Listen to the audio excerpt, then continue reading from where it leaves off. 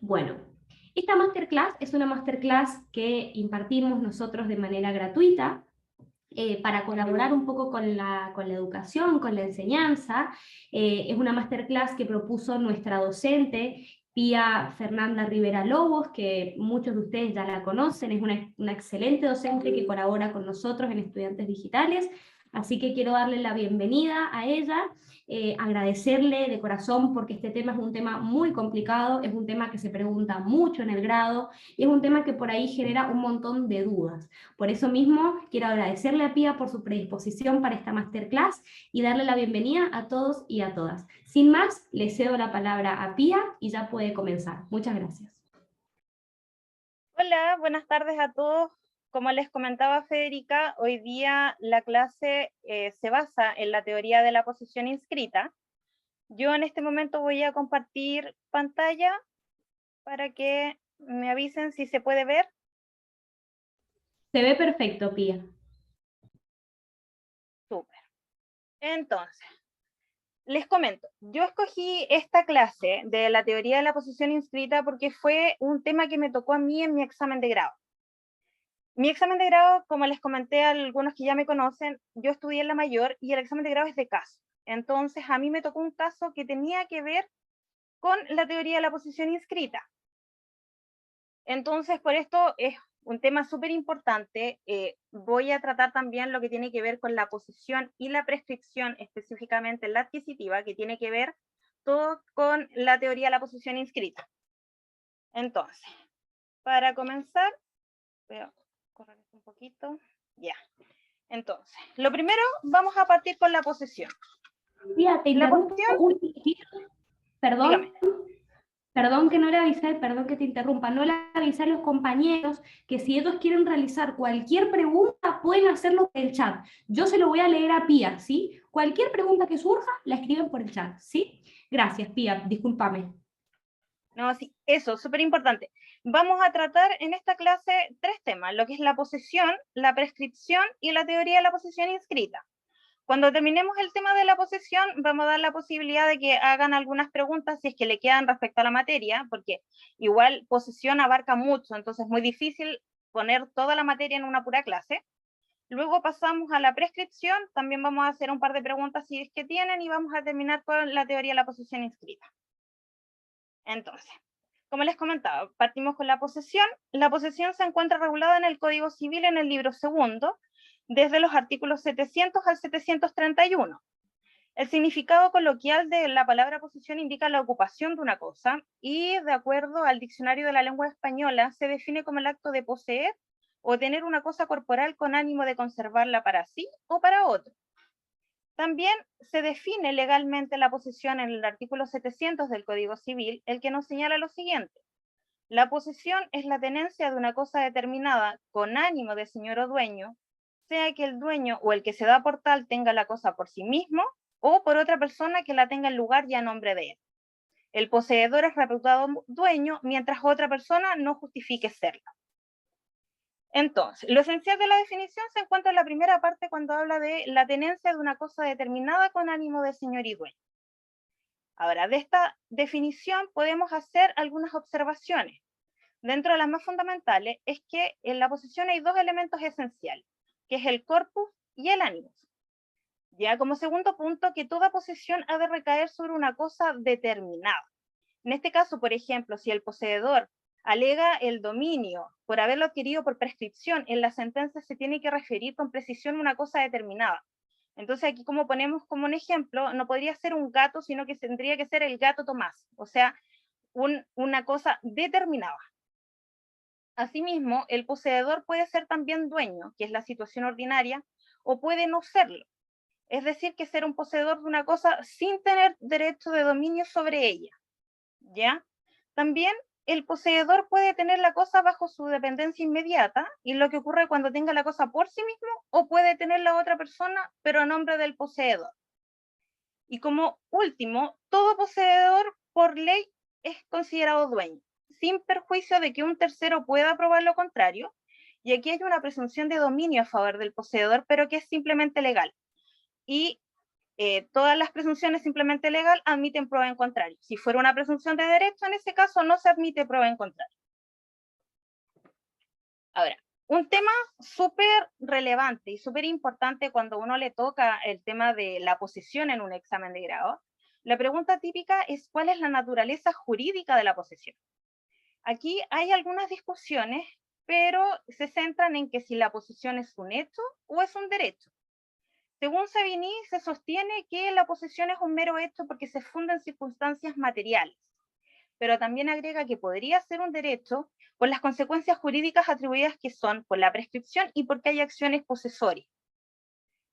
Sin embargo, Igerin afirma que la posesión es un derecho y esto es porque es un interés jurídicamente protegido.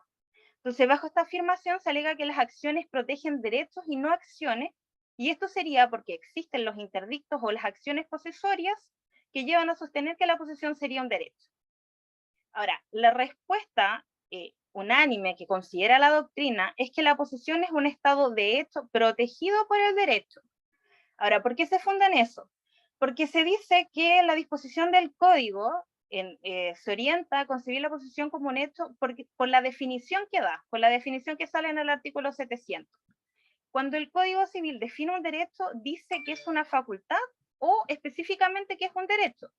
Pero al momento de definir la posesión, dice que es la tenencia. Por lo tanto, se entiende y se considera por la doctrina que la posesión constituye un hecho. Ahora bien, como les comenté en un comienzo, con respecto a la definición, podemos ver que la posesión tiene dos elementos. Uno, que es la tenencia o el corpus, y el otro, que es el animus.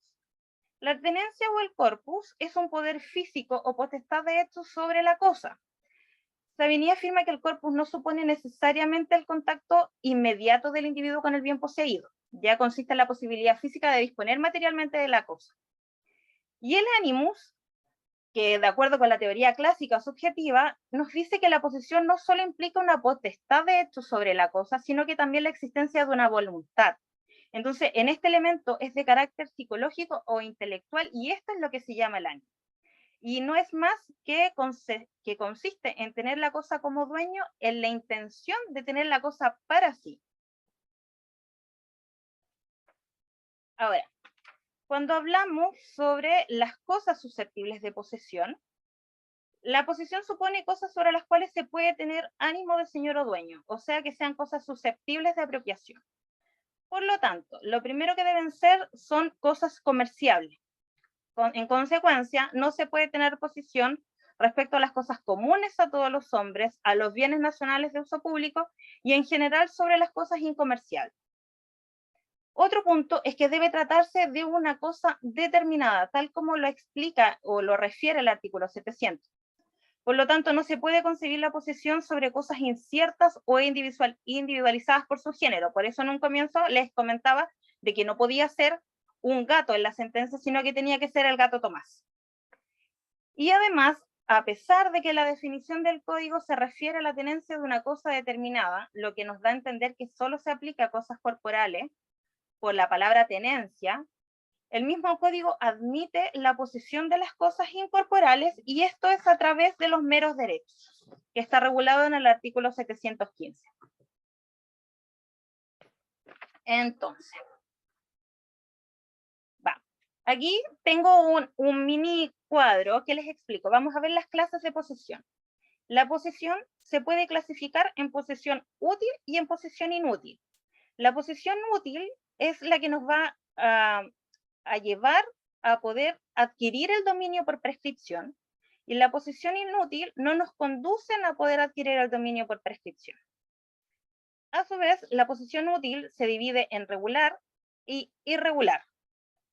Por la posesión regular podemos adquirir a través de la prescripción ordinaria y por la posesión irregular adquirimos a través de la prescripción extraordinaria.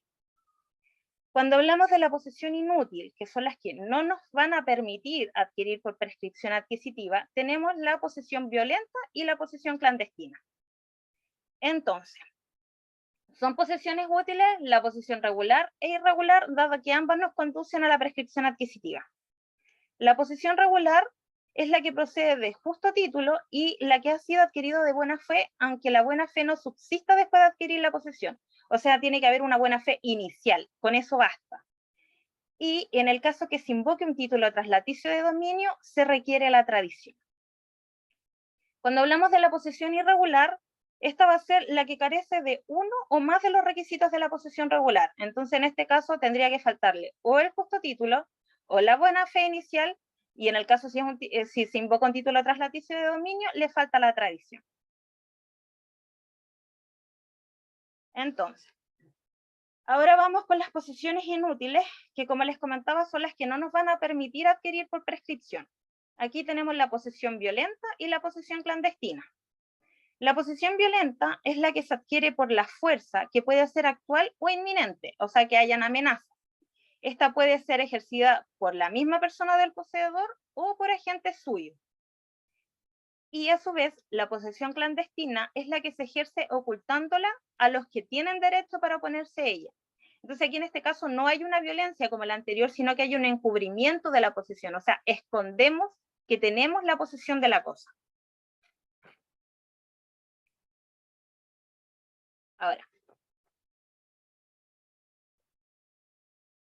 Ahora vamos a hablar de la adquisición, conservación y pérdida de la posesión.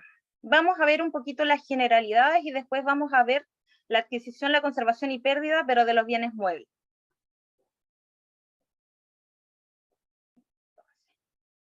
Como primero, la posesión puede adquirirse personalmente o también por intermedio de otra persona. Cuando hablamos de la capacidad del adquirente, hay que distinguir cuando hablamos de la posesión de cosas muebles y la posesión de cosas inmuebles. Cuando hablamos de la posesión de cosas muebles, puesto que la posesión está constituida por el corpus y el ánimo, que son los elementos de la posesión, la aprehensión material y la voluntad para poseer, las personas que carecen de razón o del discernimiento necesario para darse cuenta del acto que ejecutan no pueden adquirirla. Ahora, cuando hablamos de la posesión de las cosas inmuebles, en estos casos se exige plena capacidad de ejercicio o que el relativamente incapaz actúe autorizado o que el absolutamente incapaz lo haga representado. Ahora, cuando hablamos en qué momento en que se entra en la posesión, cuando esta ha sido adquirida por intermedio de otra persona. Entonces aquí distinguimos si la posesión se adquiere por medio de mandatario o representante legal o si se adquiere por medio de un agente oficioso. Cuando se adquiere por medio de mandatario o representante legal, principia la posesión en el mismo acto, aún sin conocimiento del mandante o representado. A diferencia que cuando se adquiere por medio de un agente oficioso, se requiere el conocimiento y aceptación del interesado, y una vez que se acepte y tenga conocimiento, ahí se retrotrae la posesión al momento en que fue tomada a su nombre. Y por último, la posesión se adquiere solo en el momento en que se reúne el corpus y el animus. Excepcionalmente, la posesión legal de la herencia no requiere corpus ni animus, pero porque esta posesión se adquiere por el solo ministerio de la ley. Entonces, cuando hablamos de la posesión de los bienes muebles, vamos a hablar de la adquisición, de la conservación y de la pérdida. Cuando hablamos de la adquisición, esta opera desde que concurren la voluntad de poseer y la aprehensión material o ficta de un bien mueble. Entonces aquí debemos destacar el principio que nos señala que la posesión no se transfiere ni se transmite. Es por ello que el código establece que, sea que se suceda a título universal o a título singular, la posesión del sucesor principia en él. Sin embargo, la ley permite como facultad que el nuevo poseedor pueda añadir a su posesión la del antecesor o incluso lo de antes de ellos. Esto lo hace a través de una institución que se llama accesión o agregación de posesiones, que se encuentra regulado en el artículo 717. Ahora, como bien les digo, esta institución es una facultad del poseedor.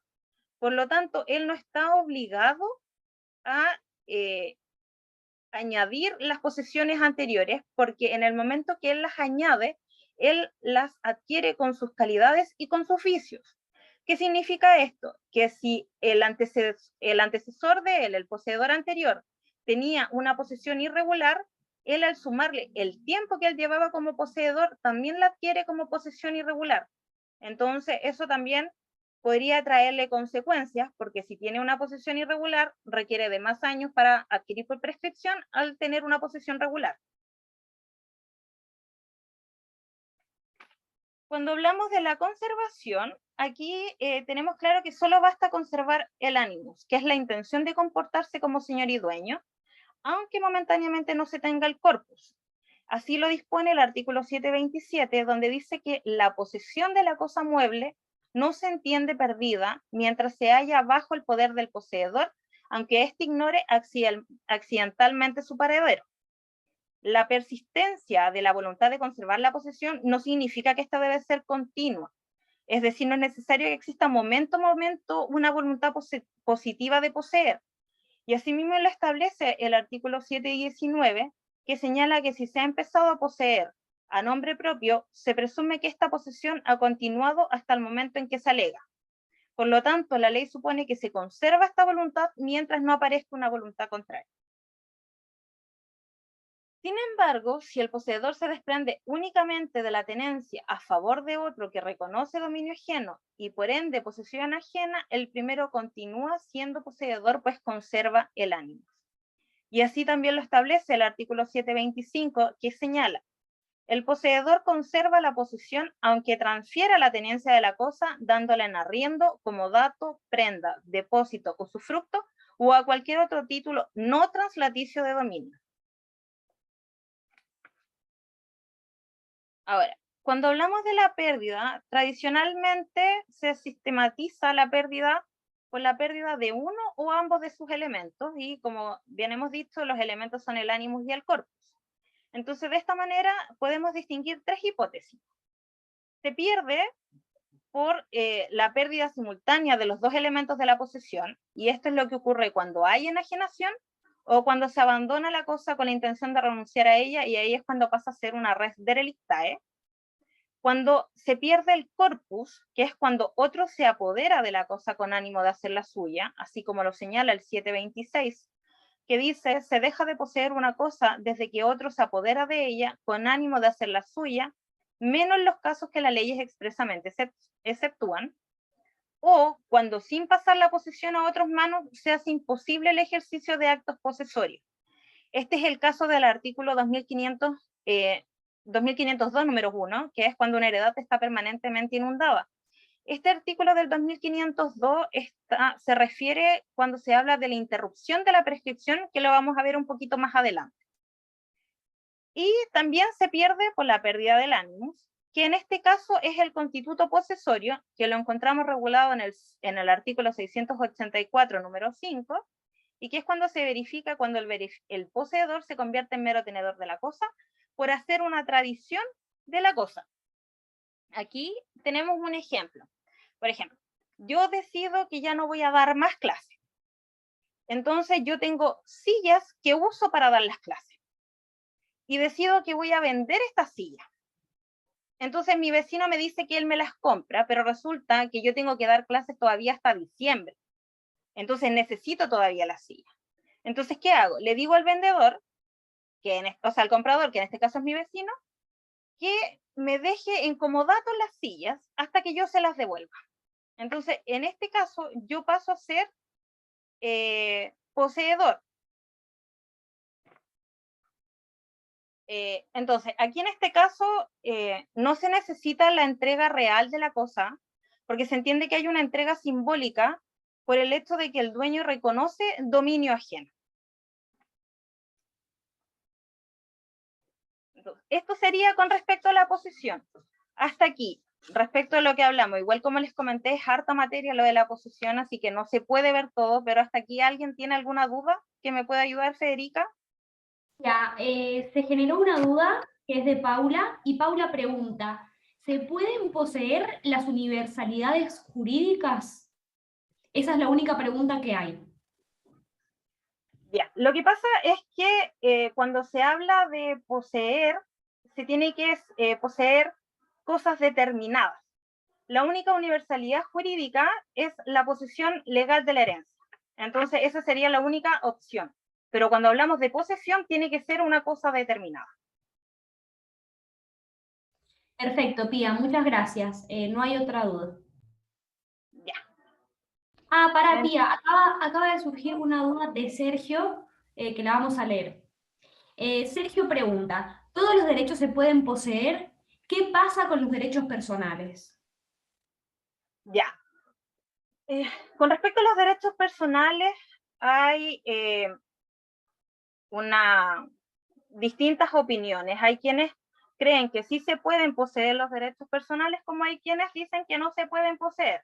Ahora, la doctrina exacta no la manejo bien, pero sí hay una discusión de que sí hay algunos que lo aceptan, como hay otros que no lo aceptan. Muchas gracias, Pía. Valeria pregunta, ¿qué acción se puede interponer contra el poseedor no dueño? Bueno, con respecto a eso, hay distintas acciones, pero la posesión tiene unas acciones posesorias, ya que están destinadas para cada caso. Entonces tenemos las acciones posesorias y en el otro caso la acción que también se puede interponer es la acción reivindicatoria y también se puede interponer la acción policiana, que es un tipo de acción reivindicatoria. Estas son las acciones con las que se protege la posesión. Muchas gracias, Pía. No hay más consultas. Súper, entonces ahora vamos a continuar con la prescripción. La prescripción se regula en el libro cuarto y la define el artículo 2492, la que nos señala que la prescripción es un modo de adquirir las cosas ajenas o de extinguir las acciones y derechos ajenos por haberse poseído las cosas o no haberse ejercido dichas acciones y derechos durante cierto lapso de tiempo y concurriendo los demás requisitos legales. Una acción o derecho se dice prescribir cuando se extingue la prescripción. Entonces, de esta definición legal se desprende que existe la prescripción que puede ser adquisitiva o la prescripción extintiva. La adquisitiva, como bien lo dice, produce la adquisición de la propiedad y se incluye entre los modos de adquirir el dominio. Y la extintiva produce la extinción de las acciones y derechos ajenos y se incluye, por ende, entre los modos de extinguir las obligaciones. Ahora, en estricto rigor, solo se extinguen las acciones y no los derechos, porque siempre cabe la posibilidad de ejercer los últimos y retener lo dado o pagado por el deudor por haber cumplido una obligación natural. Entonces, cuando hablamos de la extinción de las obligaciones, en verdad, es una extinción de las acciones y no de los derechos. Entonces, vamos a las reglas comunes de toda prescripción. Una de ellas es la necesidad de alegar la prescripción. Esto se encuentra regulado en el artículo 689 y en el artículo 2493. Nos señala el artículo 2493 que el que quiera aprovecharse de la prescripción debe alegarla y el juez no puede declararla de oficio. Ahora, tratándose de un beneficio que podría ser renunciado, se justifica que se exija su alegación. Ahora, hay unos casos excepcionales a esta norma, donde el juez puede declarar la prescripción extintiva de oficio, que es la prescripción de la acción penal, la prescripción de la pena y la prescripción del carácter ejecutivo de un título. Entonces, también la prescripción puede renunciarse. Esta se encuentra regulado en el artículo 2494. Ya, como en la aplicación de la institución hay un interés general comprometido, se impide por la ley renunciar anticipadamente a la prescripción. Entonces, mientras la prescripción no se cumple, no estamos en presencia de un derecho que mira el interés individual de una persona, sino que frente a una institución establecida en el interés de toda la comunidad. Pero desde el momento en que la prescripción se ha cumplido, la situación cambia. Y ahí, de un derecho establecido en el interés general, se transforma en un derecho de interés particular, y eso es lo que permite ser renunciado, tal como lo regula el artículo 12 del Código Civil. Además, las reglas relativas a la prescripción son iguales para todas las personas. Esto lo regula el artículo 2497, que nos señala que las reglas relativas a la prescripción se aplican igualmente a favor y en contra del Estado, de las iglesias, de las municipalidades, de los establecimientos y corporaciones nacionales y de los individuos particulares que tienen la libre administración de los cultos. Ahora, esta disposición vino a poner término a una situación de desigualdad que existía en cuanto a las iglesias, como el fisco, porque se encontraban en una situación privilegiada respecto a los plazos de prescripción. Ahora, el actual tenor del artículo 2497 constituye una manifestación del principio de igualdad ante la ley. Ahora, para el tema de la teoría de la posición inscrita, lo que más nos importa es la prescripción adquisitiva. Entonces vamos a hablar ahora sobre la prescripción adquisitiva. Se desprende del artículo 2492 que la prescripción adquisitiva es un modo de adquirir el dominio de las cosas comerciables ajenas por haberlas poseído durante cierto tiempo concurriendo a los demás requisitos legales. Fundamentalmente debe tratarse de una posición útil y que no haya operado la interrupción o la suspensión de la prescripción. Entonces, dos son los presupuestos esenciales de esta prescripción: la permanencia de la posesión por el plazo necesario y la inacción del propietario. Los requisitos de la prescripción adquisitiva es que debe ser una cosa susceptible de adquirirse por prescripción, y la regla general es que las cosas sean susceptibles de prescripción, por lo tanto se aplica el dominio de las cosas corporales, ya sea bienes muebles o inmuebles, siempre que se trate de bienes comerciables. Ahora, respecto de las cosas incorporales, el código se limita a señalar que se ganan de la misma manera los otros derechos reales que no están especialmente exceptuados. Por lo tanto, solo por excepción hay cosas imprescriptibles y señalamos algunos de ellos, como son los derechos personales. También están los derechos reales expresamente exceptuados por el legislador. Aquí es donde están las servidumbres discontinuas de cualquier clase y las servidumbres continuas inaparentes, las cosas que están fuera del comercio humano, las cosas indeterminadas, porque el fundamento de la prescripción es la posesión y la posesión debe ser sobre una cosa determinada, y claramente las cosas propias, porque una cosa solo puede adquirirse por un modo. Ahora, otro de los requisitos es la posesión.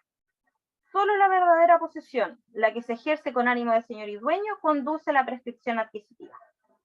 Por lo tanto, no constituyen posesión la mera tenencia, los actos de mera tolerancia que no resulten gravamen y la omisión de actos de mera facultad.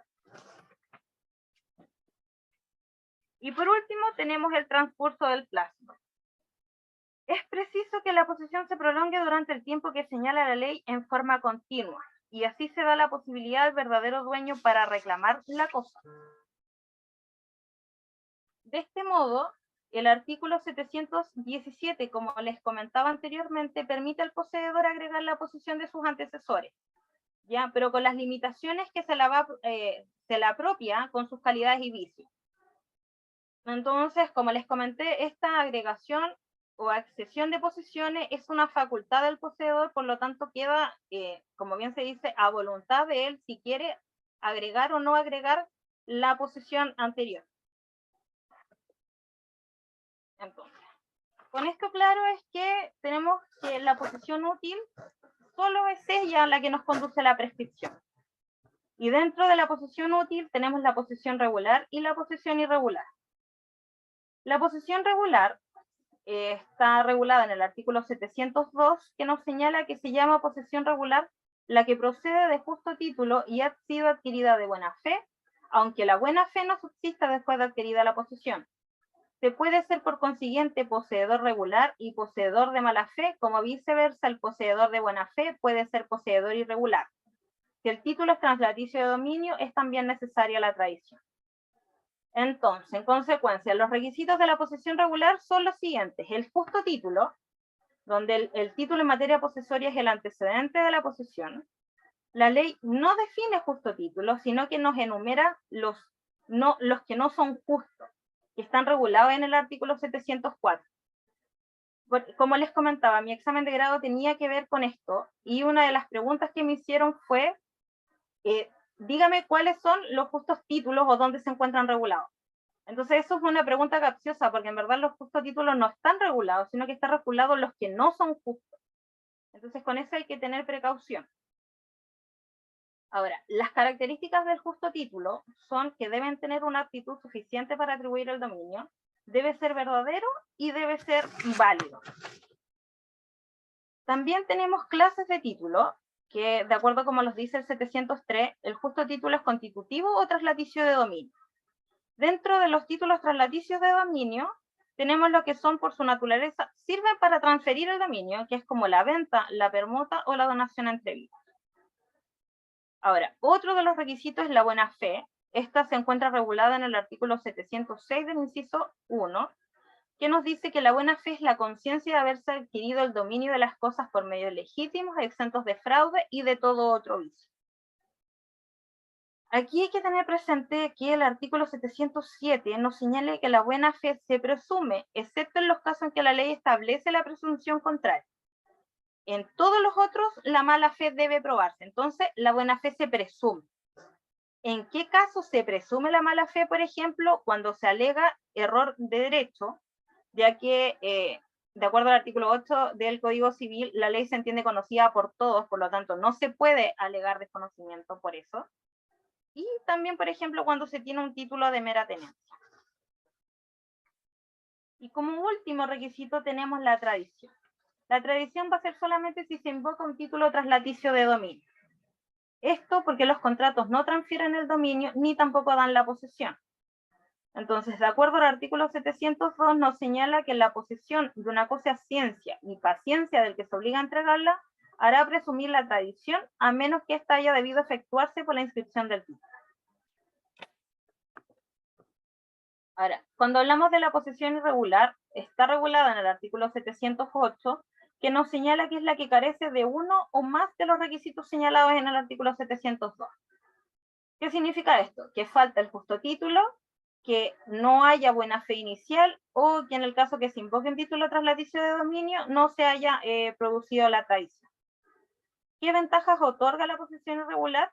La presunción del artículo 700, que es la presunción de buena fe, y que la posesión irregular nos permite y nos conduce a la prescripción extraordinaria de 10 años.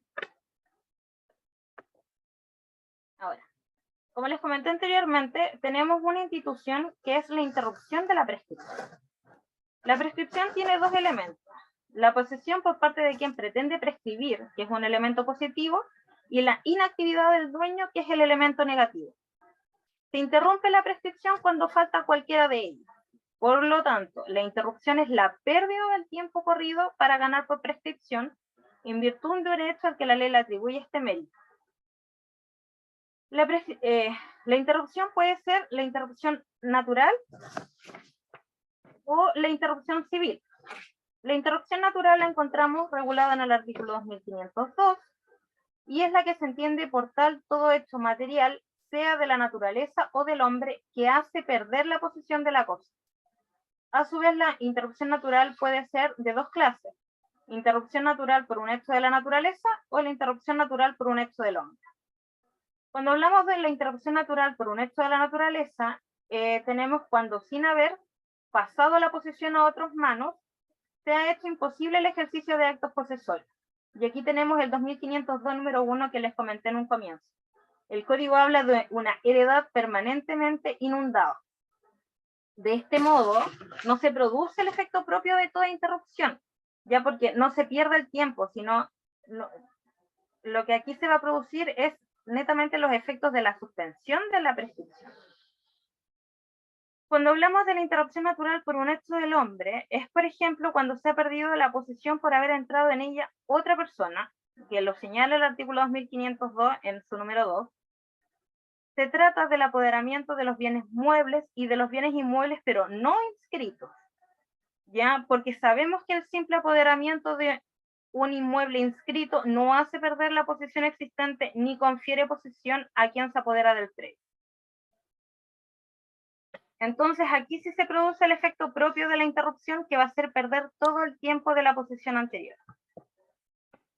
Cuando hablamos de la interrupción civil, esta se encuentra regulada en el artículo 2503, y la interrupción civil es todo recurso judicial intentado por el que se pretende verdadero dueño de la cosa contra el poseedor.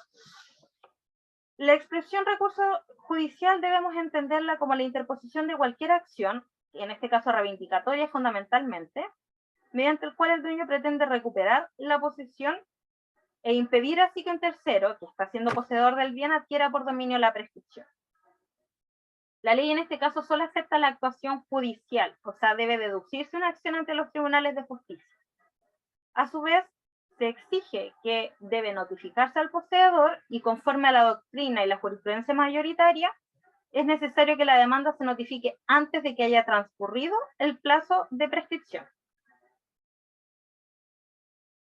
Entonces, casos en que no se interrumpe la prescripción, que lo señala el artículo 2503, es solo el que ha intentado este recurso podrá alegar la interrupción y ni aún él en los casos siguientes. Si la notificación de la demanda no ha sido hecha en forma legal, si el recurrente desistió expresamente de la demanda o se declaró abandonada la instancia, y si el demandado obtuvo sentencia de absolución. En cuanto al primer caso, se ha estimado que la demanda presentada ante un tribunal incompetente sí interrumpe la prescripción, como también la entablada por un incapaz relativo. La interrupción civil solo puede alegarla el que ha entablado la acción.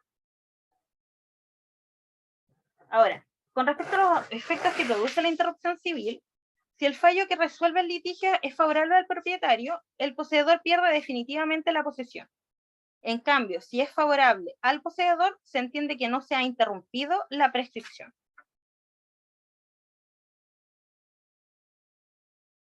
Entonces, vamos a ver las clases de prescripción adquisitiva, que como les comenté, tenemos la prescripción ordinaria y la prescripción extraordinaria.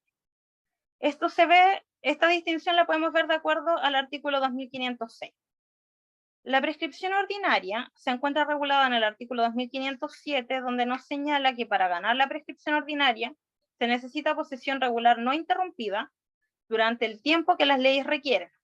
Asimismo, el artículo 2508 nos señala que el tiempo necesario a la prescripción ordinaria es de 2 años para los bienes muebles y de 5 años para los bienes raíces. En cuanto al cómputo del plazo, se deben aplicar las reglas generales y por lo tanto es un plazo de días continuos y de días completos. En compensación por este corto periodo de 2 y 5 años, el Código establece que esos plazos se pueden suspender si el dueño perjudicado es una persona incapaz. Y esto se encuentra regulado en el artículo 2509, que se entiende por su suspensión como un beneficio establecido por la ley a ciertas personas, para que en su contra no corra la prescripción mientras dura su incapacidad o el motivo que ha tenido el legislador.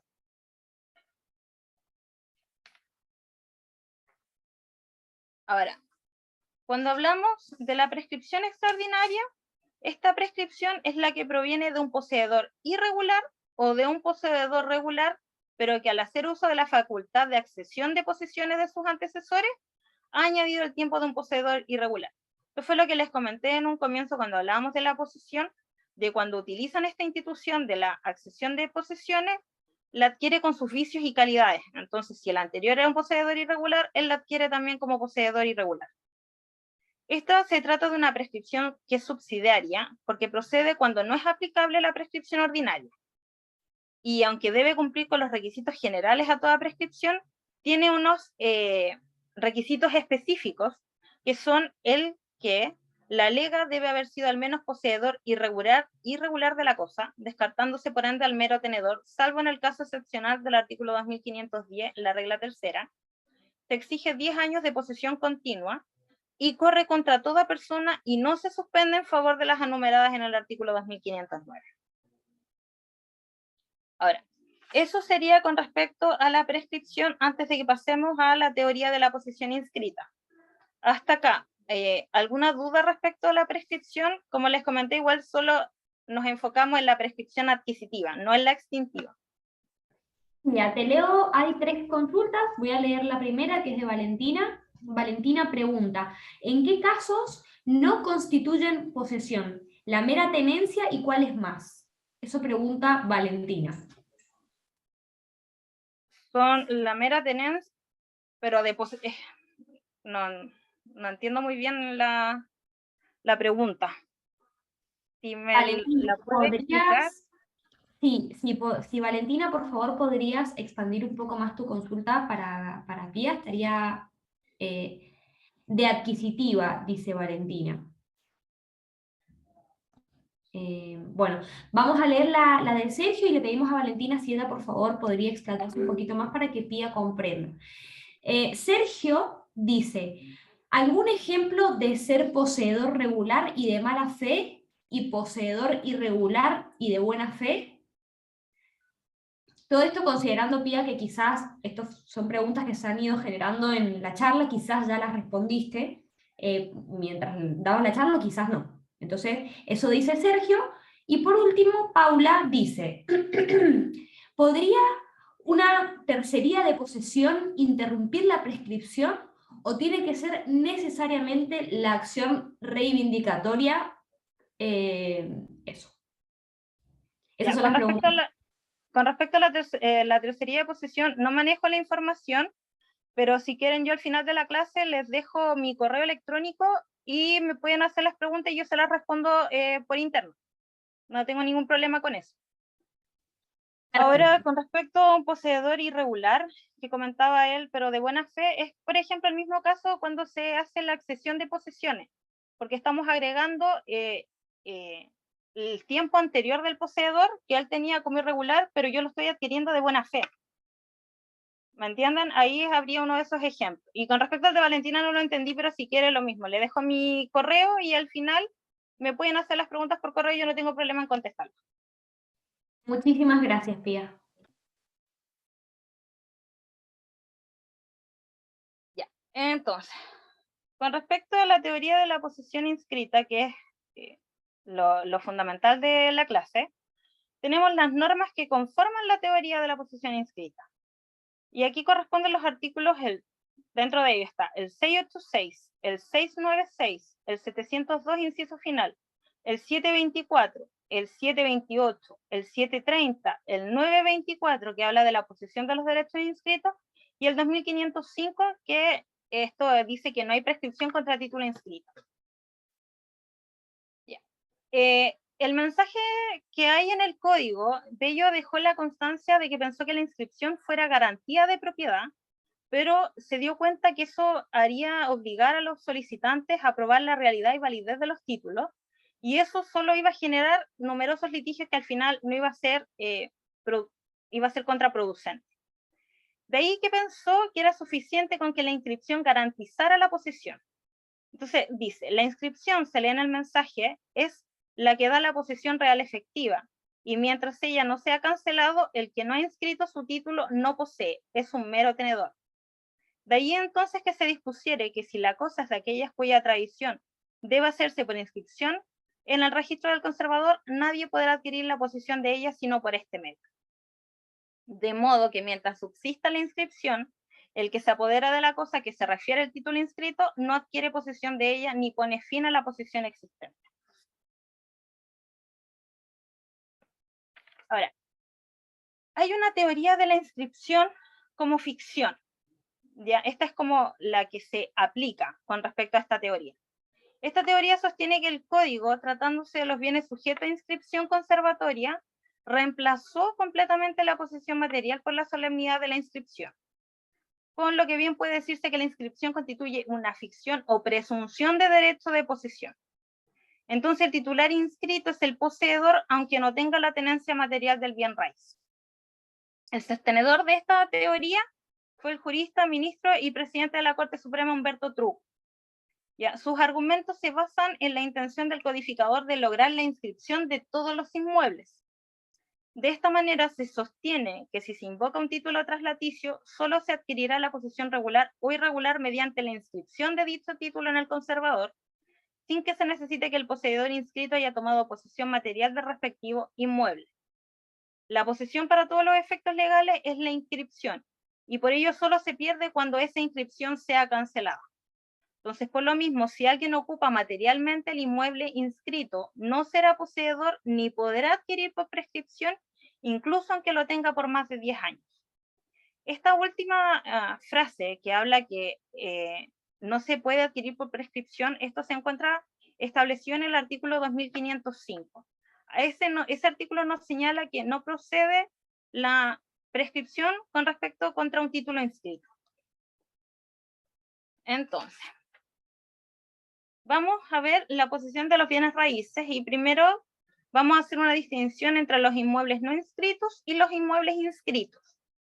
Ya, vamos a partir con los inmuebles no inscritos. Entonces la adquisición aquí puede ser se invoca el simple apoderamiento de la cosa con ánimo de señor y dueño. Aquí se adquiere por ese hecho.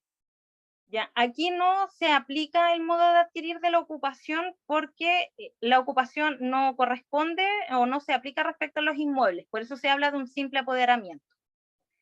En cuanto a la necesidad de inscribir, aquí existen opiniones contrapuestas. Hay algunos que consideran que no se requiere inscripción y hay otros que están de acuerdo con la teoría de la posesión inscrita que dicen que de todas maneras se debe inscribir.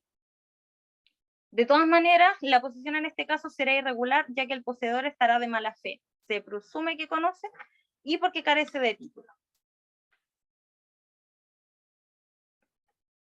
El otro modo es cuando se invoca un título no traslaticio de dominio. En este caso son la sucesión por causa de muerte y los títulos constitutivos de dominio.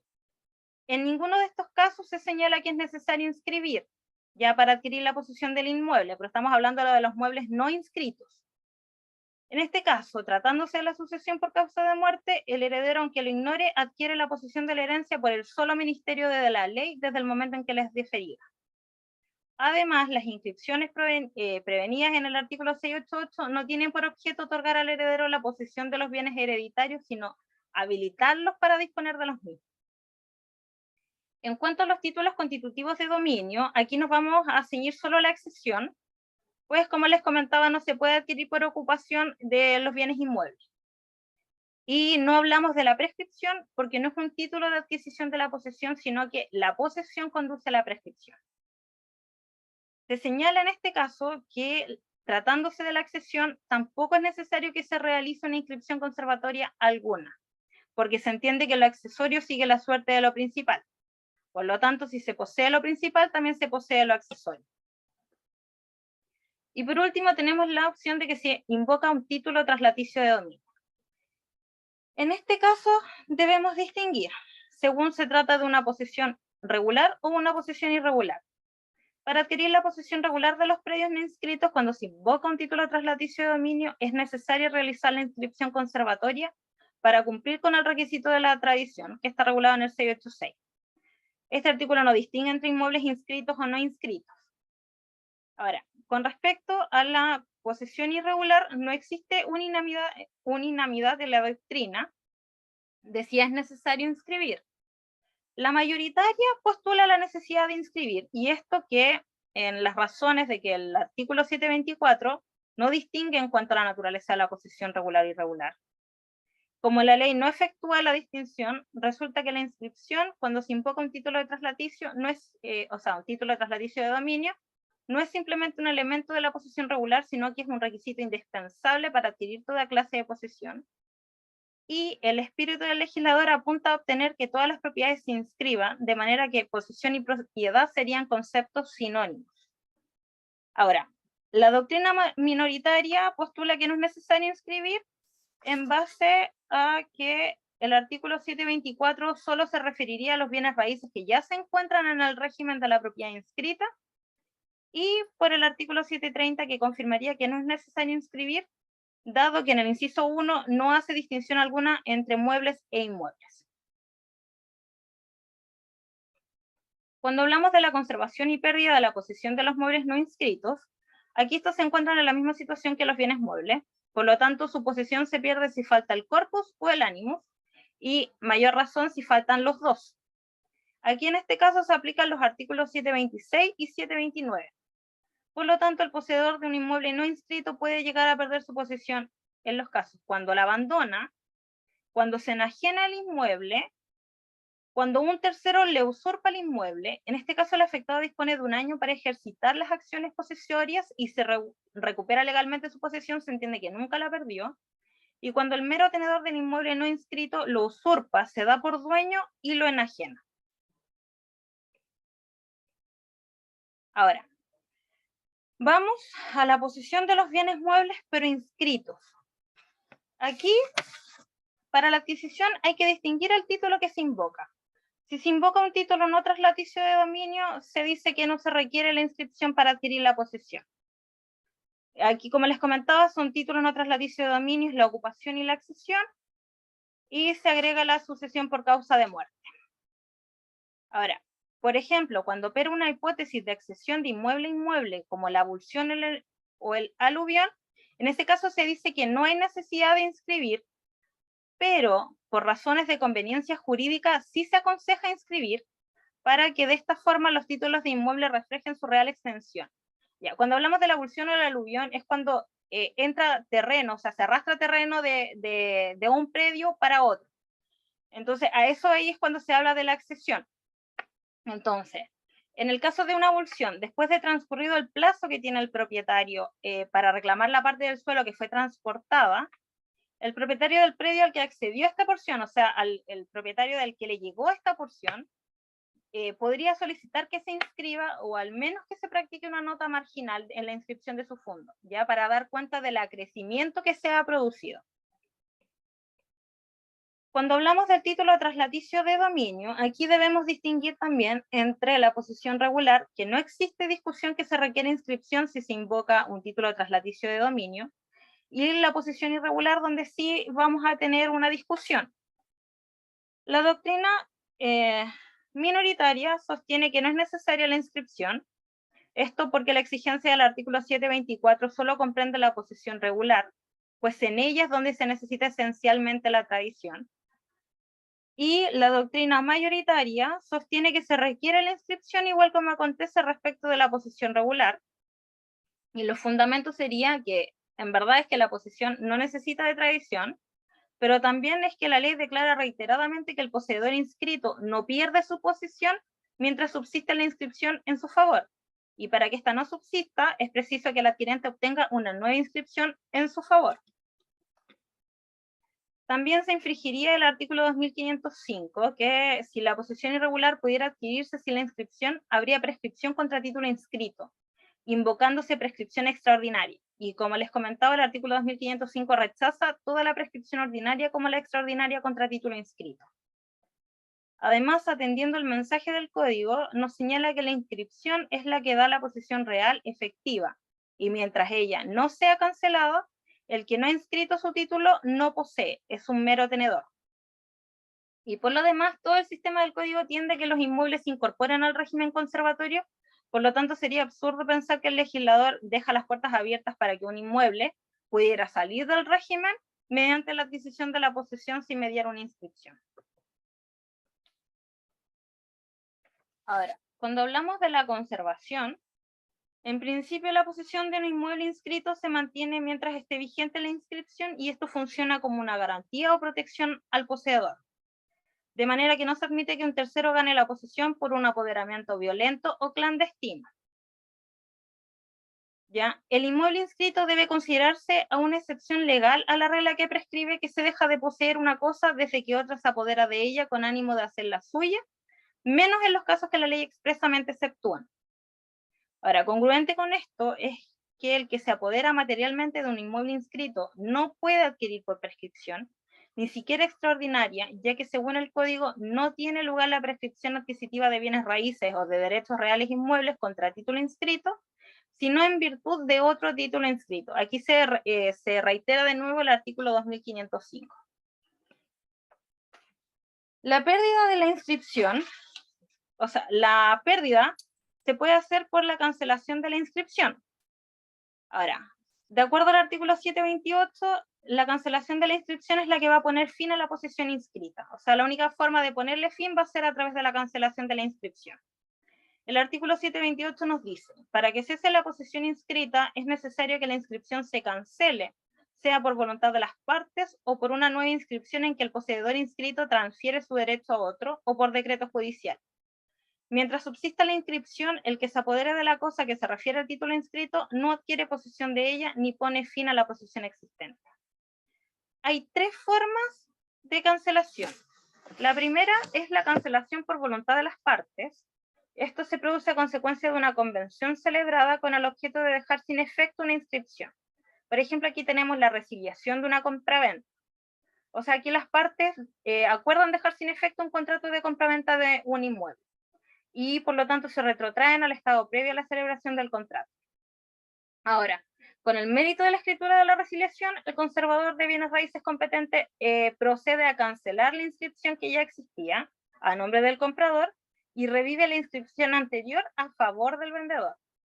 Esta convención, esta resiliación debe constar en instrumento público auténtico y debe efectuarse materialmente en el registro del conservador.